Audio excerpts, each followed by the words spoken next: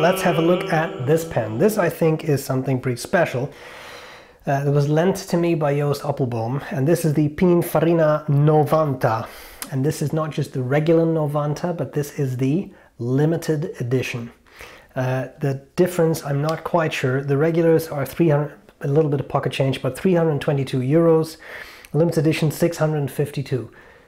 I couldn't quite find the nib material for the regular edition, but on this one it's 14 karat. Now I'm not sure that having a 14 karat nib would add 330 euros to the price, but it is limited, right? You know, that drives up the price as well.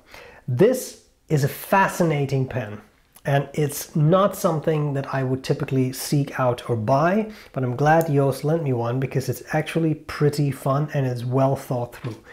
You have that very sleek, curvy design. That sleek, is that, can you combine these two things? I think we can unify that. Sleek, but also kind of, anyway. As Pininfarina does, sleek and curvy. Here you have that logo, which I think is really cool. You have I know it's very reflective, but this has the Pininfarina logo on it. It's also the clip. You see that? You lift that up. Really neat. I really like that. Fascinatingly shaped pen. We need to talk about what it's all about. Magnetic cap with something that looks like a very interesting helmet or something. I'm going to cover the parts of the pen, do a writing sample, tell you what I like about it, what I don't like about it. Don't forget, click the Appelboom banner on my website, 10% discount. Pens like this that can make a difference. Let's get started. Okay, let's talk about this Pininfarina Novanta Limited. Comes in a pretty luxurious box. This is a cardboard outer sleeve that I'll try to remove. Ugh, there we go. Then you have this heavy box, which must be wood because it's too heavy to be plastic. Seems to have a magnetic closure, and the bottom is actually lined with a velvet. It feels very luxurious and very, very solid. So we have Novanta Limited and Pininfarina at the bottom there. Got a little baggie with two cartridges, but also a converter. You get some paperwork on kind of nice paper that feels pretty luxurious as well. Has a bit of texture. I really like that. Nice grain. There is a quote that I don't know, but I bet it's something about proportions. Feel free to translate. I'll hold this still so you can pause it. But I didn't go through the effort to translate it. The pen bed is solid in there. You can't pull this out as far as I can tell. The pen kind of comes slipped under this. And again, this is a velvet. Very, very nice. It really feels very luxurious. It's a very nice box without overdoing it. Then we have the actual pen, a fascinating piece. It is very round and it will roll, so I'm just going to put it down. Then I'm going to zoom in and I'm going to put it right next to a Pilot Metropolitan for size comparison. And as you can see, it's a beefy pen. It's not only long, but it's pretty girthy. So we'll talk a little bit about that. Let's look at the parts of this particular pen. And maybe before that I should give you a bit of a rundown. So like I said earlier, the regular model 322 euros, this one limited edition 652, finer medium 14 karat gold nibs.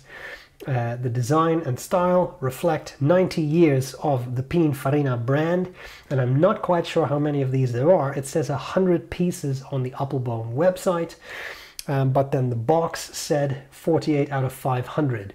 So I don't know if it's 100 or 500. My money is on 500. In any case, not cheap pen, but has some cool features. Let's start on top. It is all metal. I am thinking aluminum, but I couldn't find that. Probably my fault. Finial, quite nice, but a little bit of a bevel. I like that. Looks really neat. Then we have here the Pininfarina logo on the shiny sort of deep, what is it, sea blue like color thing. Very professional language use. And this is also the clip.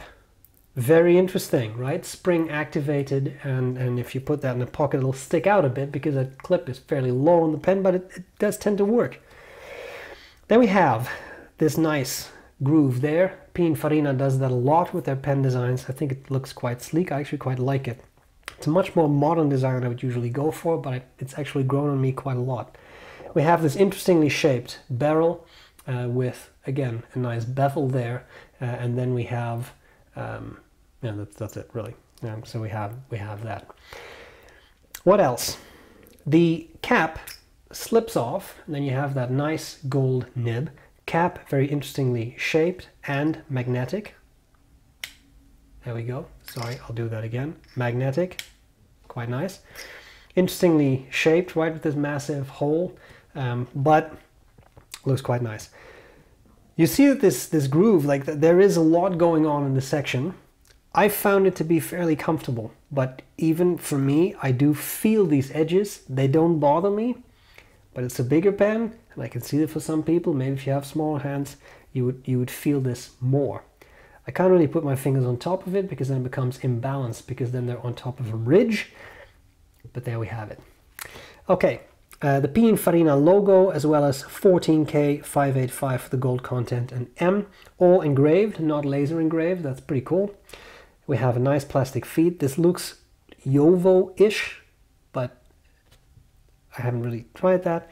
It does have the number on there, 48048. Then we have this pen. Now here's what I found really fascinating. I'm assuming this is how it was designed. We have this barrel. It unscrews.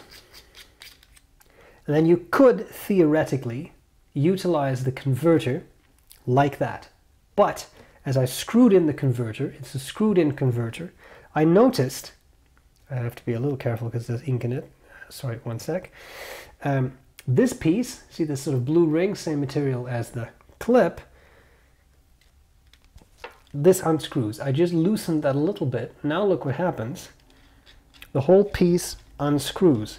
The advantage of this is that you can dip this piece into the ink, and you don't have to worry about ink getting stuck in these little nooks and crannies.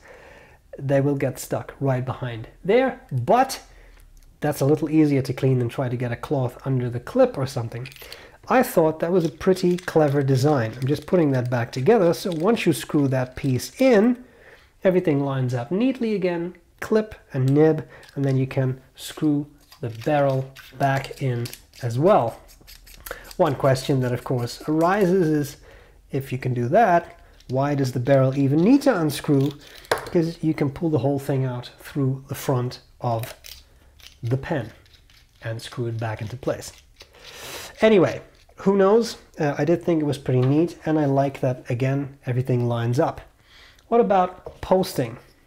Posting is an option. It is weird, and I would probably do it the other way around so I wouldn't feel that sharp bit there.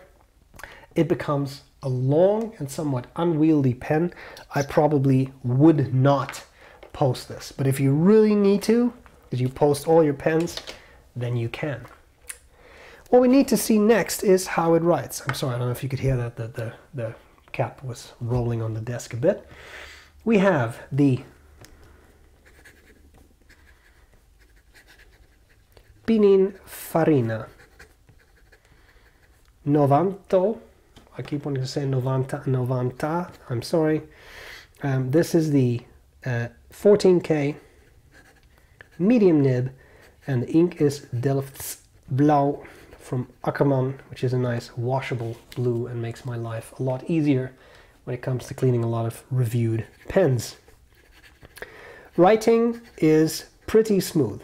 I find this, as nib goes, somewhat on the finer end of the medium spectrum, but there are no international standards for this is fine and this is broad, etc. So I mean, this is what we have.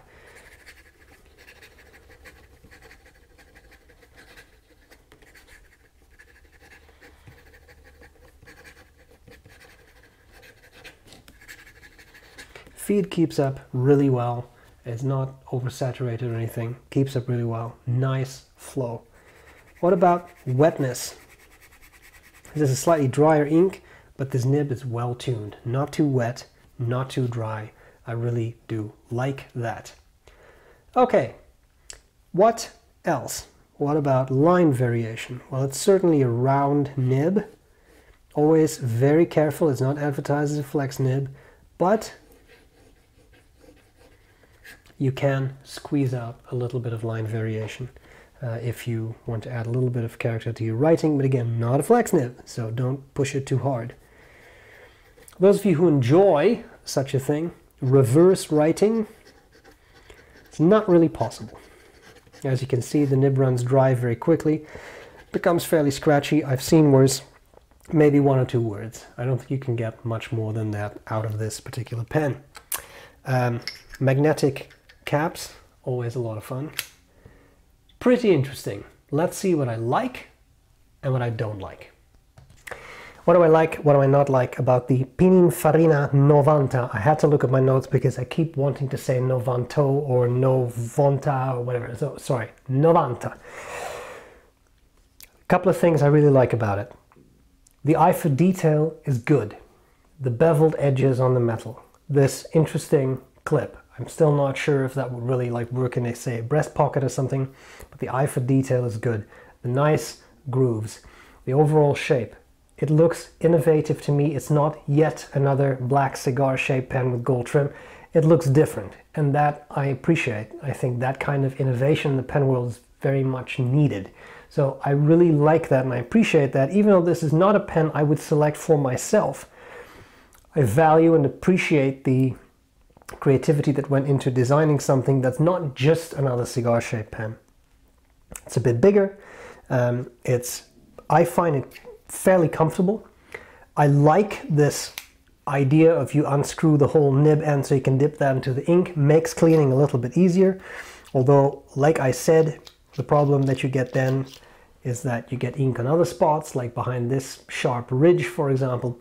Anyway, there's no free lunches. It is an interesting concept, and I do like that. So that's pretty cool.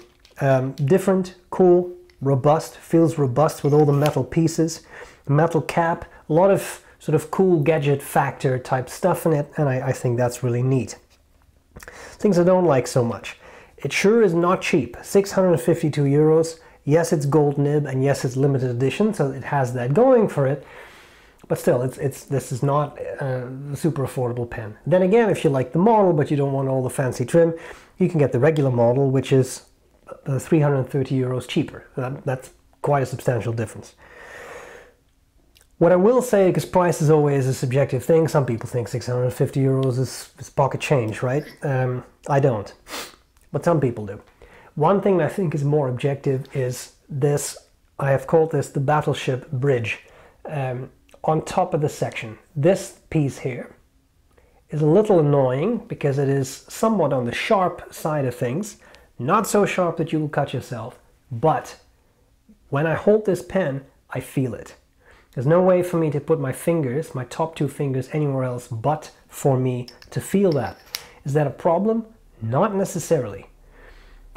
But I could see how if you have smaller hands, it's harder to get away from that specific ridge, and maybe if you have particularly large hands, it's hard to get away from that ridge. So this might not be very easy because I don't think this is a super ubiquitous brand you find in every brick and mortar store. This would be a good pen to hold before you buy it. That's all I have. It's cool. I will give it that. It's cool. And when I saw the design, I thought, nah, I don't think I'll like that pen, but it turns out to be a nice writer. It's pretty cool. So it has a lot going for it. I thank Joost Appelboom for lending me this pen. It's a valuable pen, so I appreciate the trust. And as I said, it's those kinds of actions from pen vendors that allow me to keep this channel going, because I cannot buy 8 to 10 fountain pens a month. So I appreciate that. I hope this was useful, and let me know what you think of the pen, and I'll gladly see you later. Bye bye.